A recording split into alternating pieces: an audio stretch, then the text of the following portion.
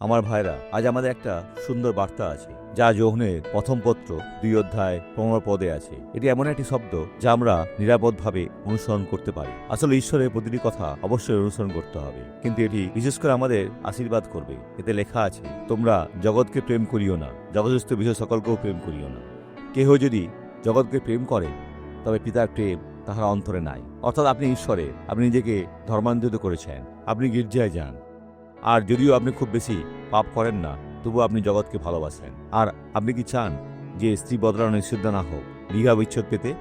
আর স্ত্রীর জন্য আমি ইতিমধ্যে যথেষ্ট, অথবা আমার স্বামীর জন্য আমি যথেষ্ট ছিলাম, তাই না? আপনি কেমন করে চান যদি আপনি একটি বড় প্রশস্ত বাড়িতে থাকতে পারতেন, যাতে আপনি আপনার ধনী এবং স্থিতিশীল অতিথিদের গ্রহণ করতে পারতেন, তাই না? এর মানে হলো আপনি জগতের প্রেমে পড়েছেন। বরং ঈশ্বর আপনাকে যা দিয়েছেন তার জন্য কৃতজ্ঞ থাকুন। হলিউডের মতন স্বপ্ন দেখা বন্ধ করুন, কারণ আপনি এমন কোনো রাজকুমারী নন যে এই পৃথিবীতে রূপকথার গল্পে বেঁচে থাকতে এসেছিলেন এবং আপনার রাজপুত্রকে মনোমুগ্ধকর খুঁজে পেতে। না, আপনি এমন একজন যার আপনার জীবনের ঈশ্বরের প্রয়োজন। আমরা এখন প্রার্থনা করব। পিতা, আমরা জগৎকে ভালোবাসতে চাই না, না জগতের জিনিসগুলোকেও।